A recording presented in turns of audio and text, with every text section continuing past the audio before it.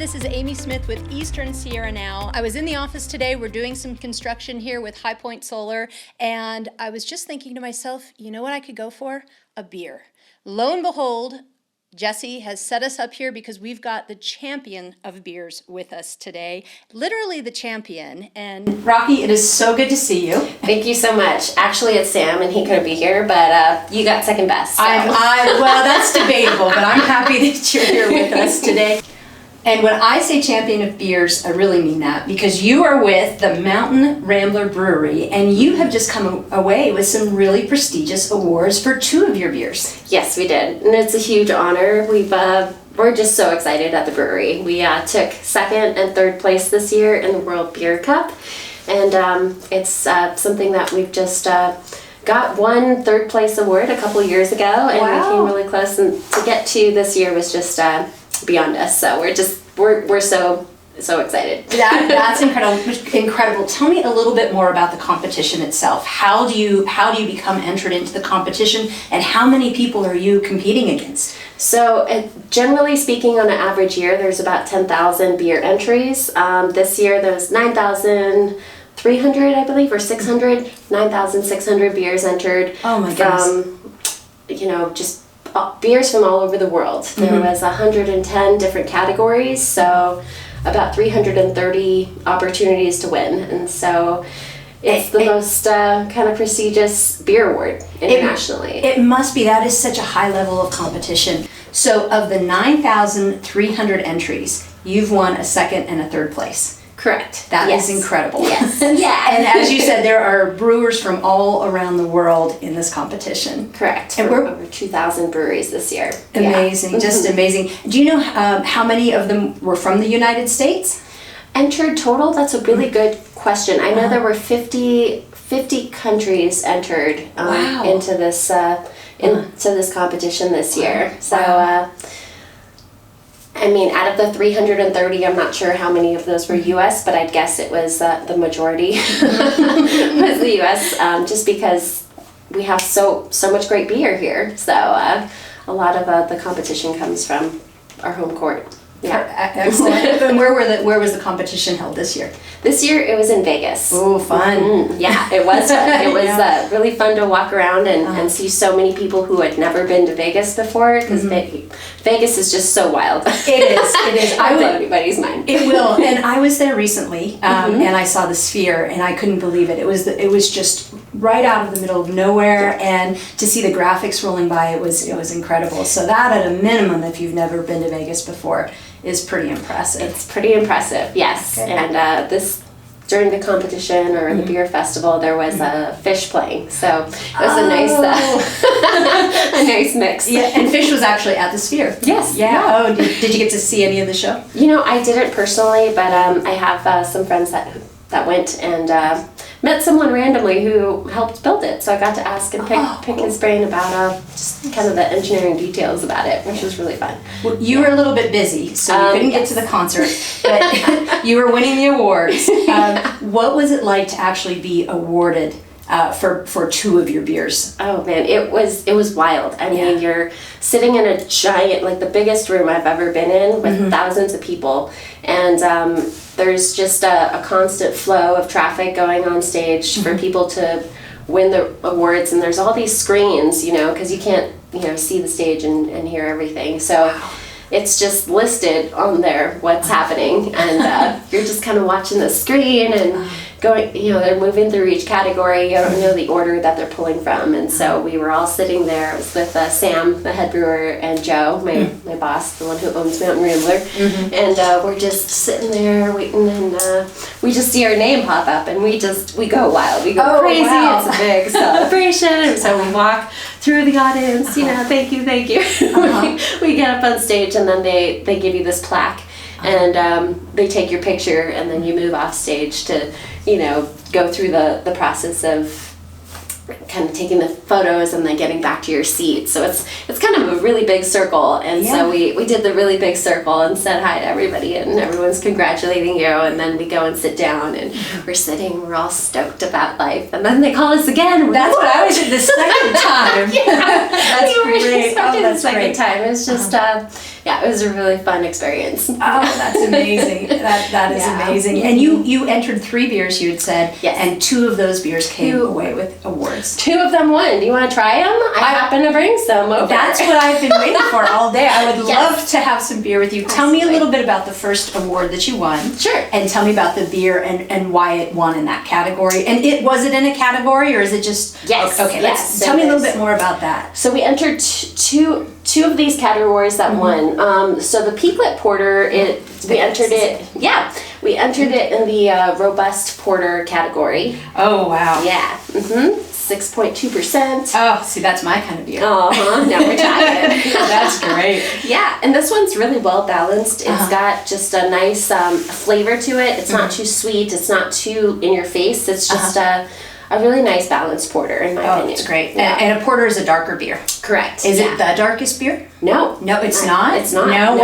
What is the darkest beer? Currently at Mountain Rambler, our darkest beer is the Imperial Stout. Oh, wow. The Dark Star. Okay. And that one will get you. Is it a high alcohol? And 6.2 for the Peaklet Porter. I said that right, Peaklet? Yeah. I like that. Yeah. So 6.2, is that a high percentage of alcohol for a beer to have, or is that kind of on the...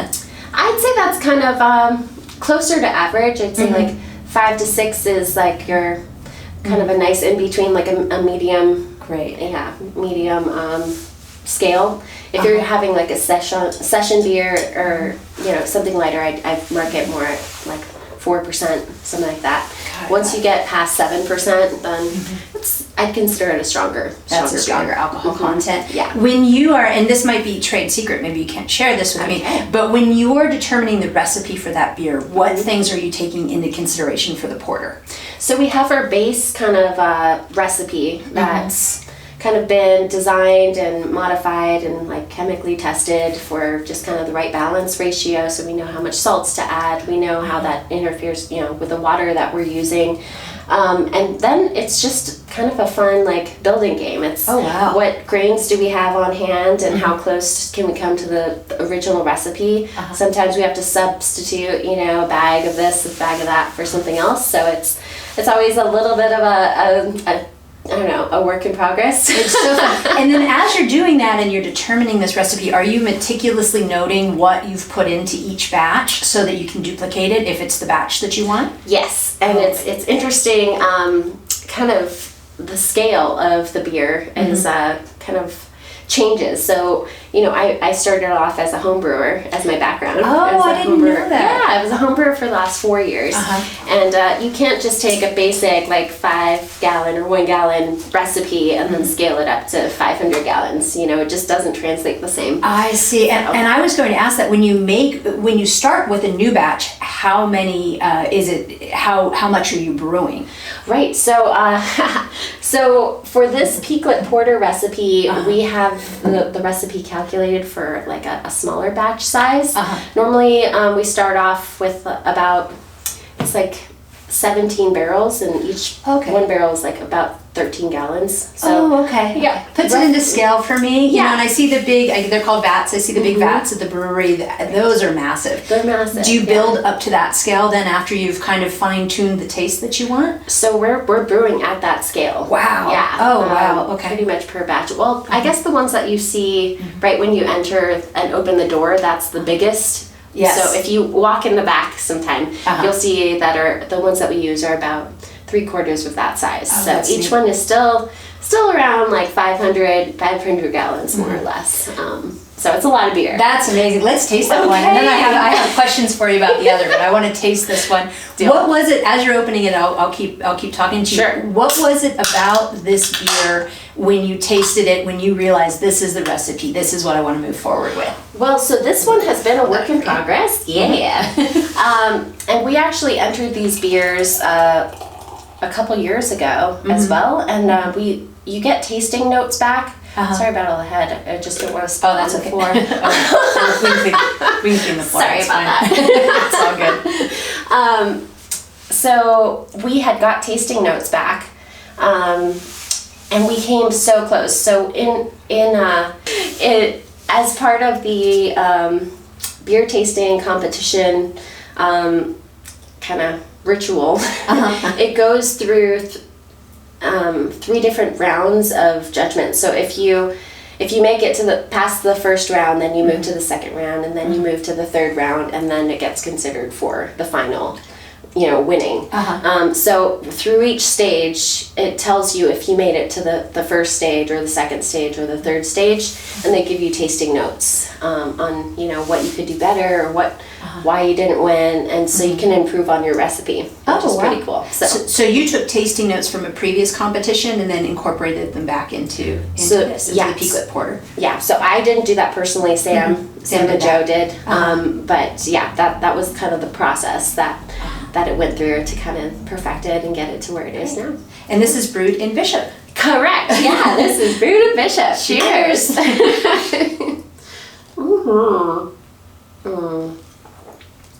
Oh, that's so good. Yeah, it's so good. Sorry, Jesse, you don't get any. You're gonna drink all the beer.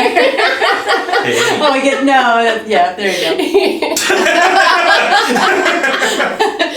We got a beer for Jesse. we got the can. Oh, you get all the beer.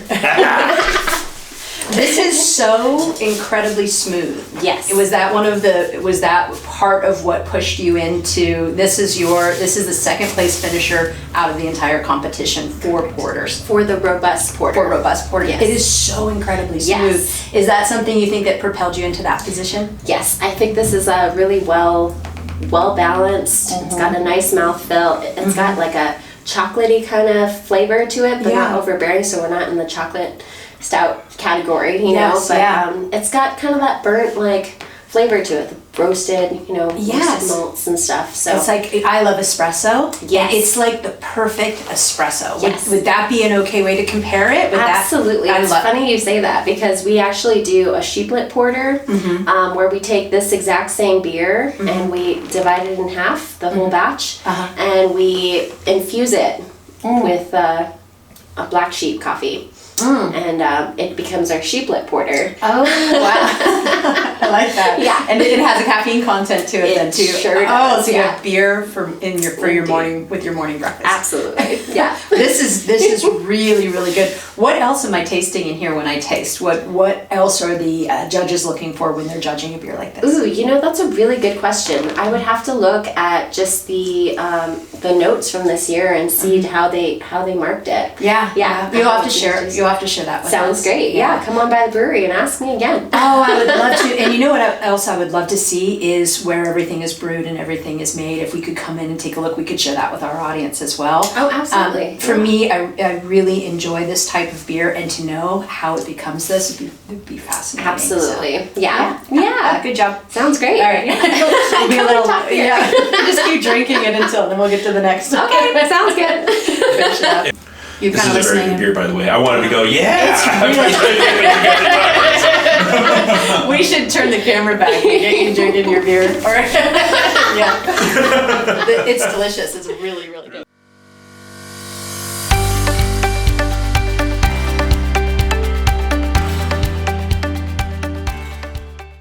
Hey, welcome back everybody. Amy Smith here with Eastern Sierra Now. Thank you so much for joining us. Jesse and I are here working on the Eastern Sierra Now building on May Street, and it's the end of the day. What I could really go for is a beer, and we're so fortunate because we've got Rocky here today with us.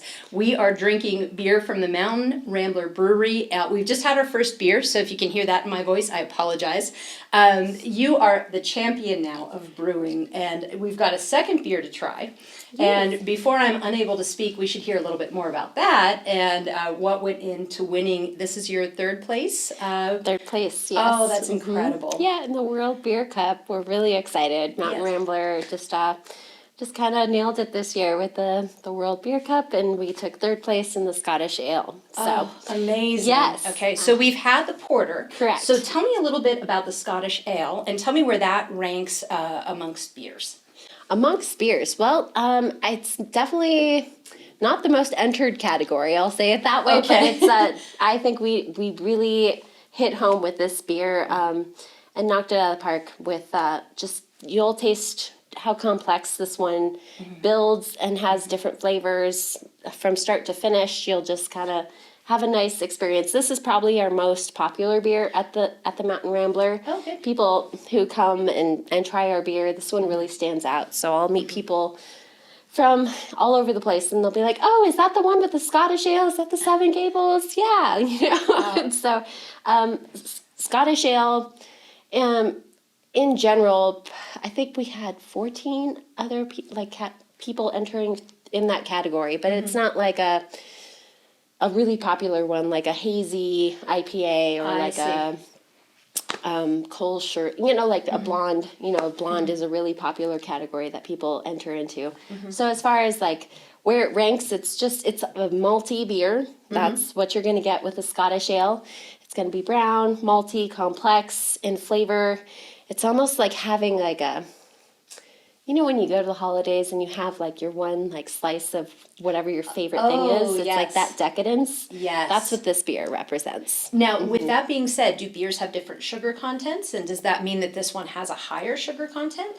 Yeah, so this Is one, it a sweeter taste? it's a sweeter tasting and it's a maltier style. And generally with the maltier styles, you pull out more of that sugary flavor profile. Like that's kind of what you're going for. It's not going to be super hoppy. It's not going to be bitter. It's going to have more sugary notes. That's a better way to say it. Sugary and malty.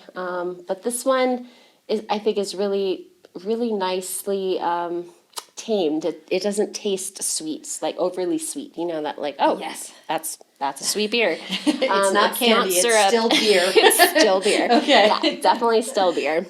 So yeah.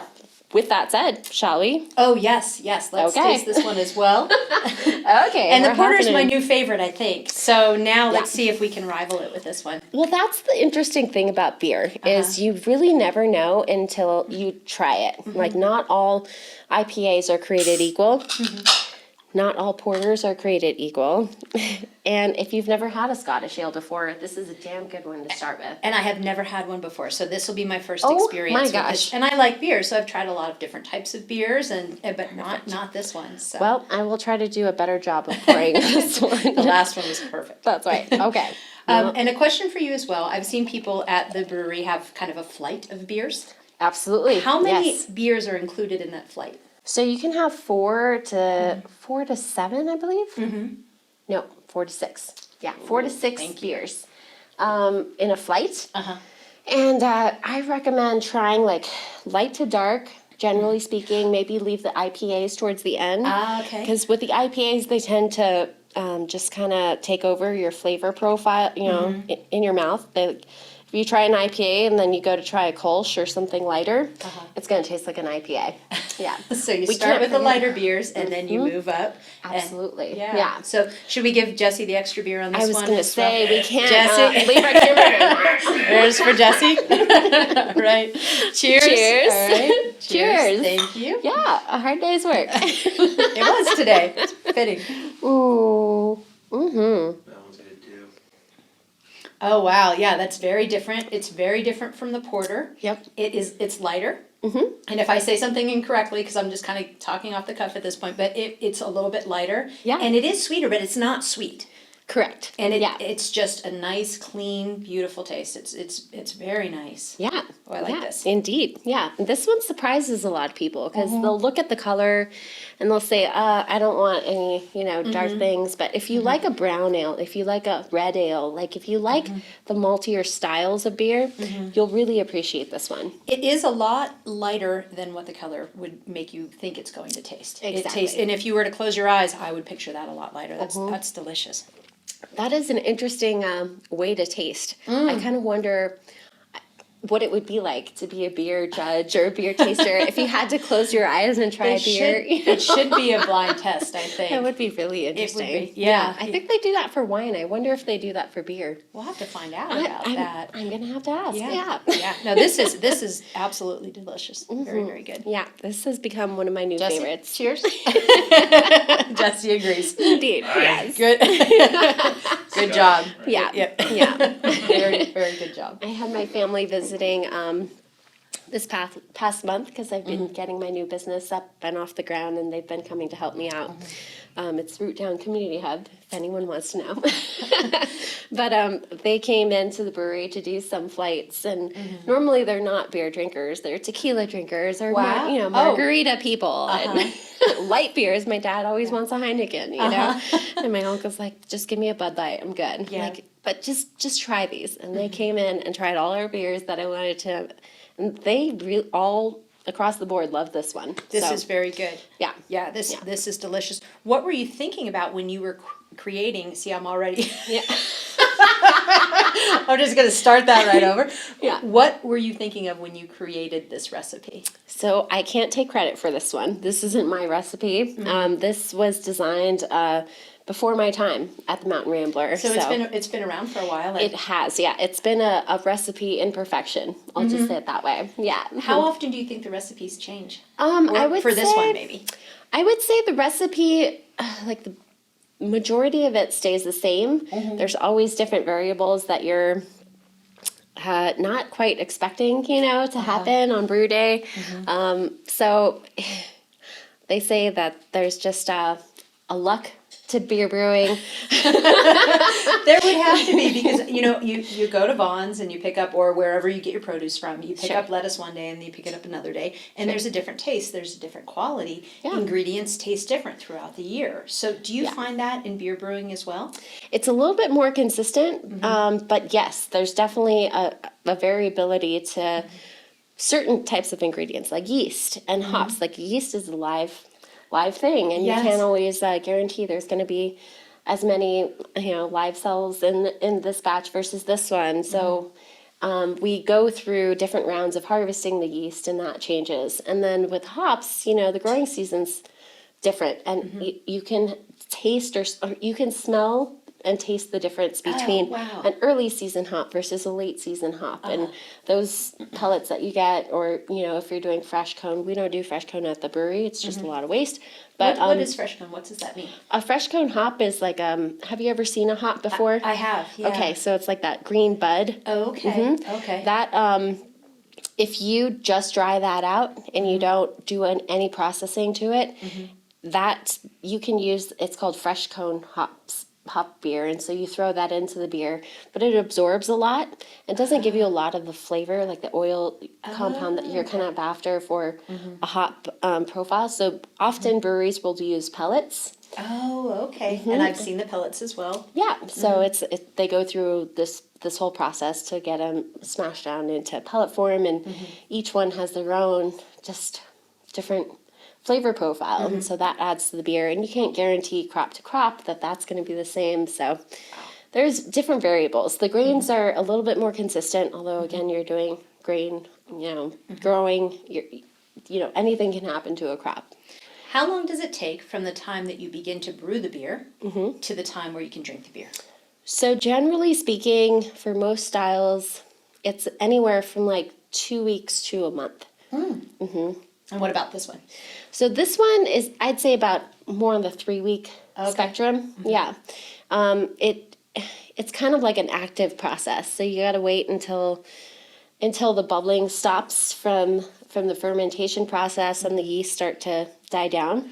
Oh, There's okay. like a gassing that happens whenever yeast do their thing and create alcohol, and so you can tell because there's this tube that goes down into a bucket that shows you like how active they are. That's amazing. I have never had any access to that information or seen it or understood it. Oh, and fun. That's fascinating. Yes. That's how that you're actually waiting for the yeast to take their process, and when their process is completed, then you get to step in again. That's right. Yeah. Oh, that's great. Yeah.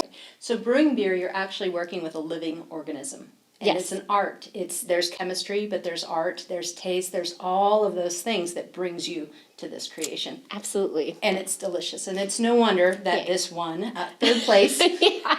in the Indeed. world beer. Yeah, I mean, it's incredible. Cup. Really, really Yay. good. Yes. Thank yeah. you. Yeah, it's definitely it's an art. Some of it's luck, and it's just you never really know what's gonna come out and how it's gonna come out. Sometimes it's a beautiful accident. That's a good way to put it. I like that. Yeah. I like that a lot.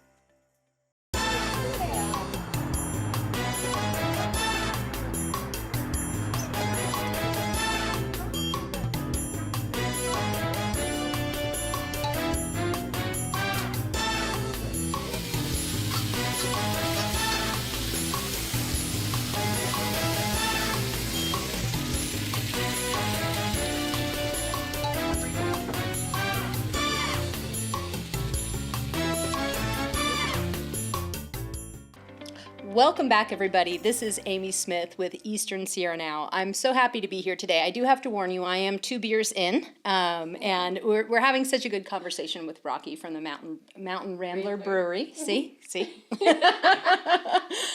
We've talked a lot about your 2 winners here, and they are absolutely delicious. I would recommend everybody go and taste these. Amazing, just absolutely amazing. Yes. Why don't we end with what's going on at the brewery, what we can look forward to other than these amazing beers? And Absolutely. I'm so glad you asked. So we have a lot of different things happening at the Mountain Rambler.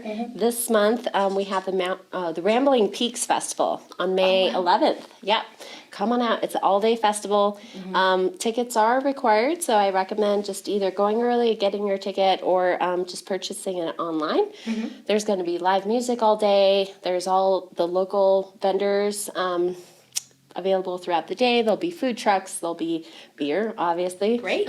We'll be pouring there. You can also come enjoy.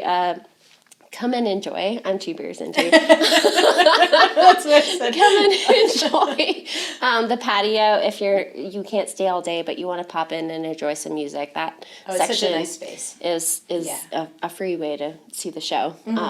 Although limited seating. So just plan to pop on by or come and enjoy the day with us. Great. So May 11th. And we always have our beers rotating, whatever we have coming in and out. We're kind of transitioning into the summer, so we'll have more lighter profile beers for you to come and enjoy after like an adventure in the mountains. Eastern Sierra, what we do every day, our That's right. adventures. Yeah, we try to keep the rotation fresh. And we're always happy to come and chat about beer, come and give us your ideas and suggestions. We just, we're there for you. So we love to chat about it. Yeah. Thank you once Indeed. more. Yeah. And enjoy drinking our beers. Indeed. Come and grab a crawler to go. Yeah. Cheers. Cheers. I want to thank Sam and Joe for supporting me through my Mountain Rambler process. They couldn't be here today because they're off doing their own thing. So here I am representing Mountain Rambler, but come on by and see us. We're happy to chat and share a pint. Cheers. Cheers, everyone. This is Amy Smith with Business Matters on Eastern Sierra Now. If you would like to come and talk about your small business, we would love to hear from you. If you want to bring beers, that is always an option as well. To get in touch with us, please visit info@easternsierranow.com. We look forward to hearing from you. Rocky, thank you so much. Really appreciate it.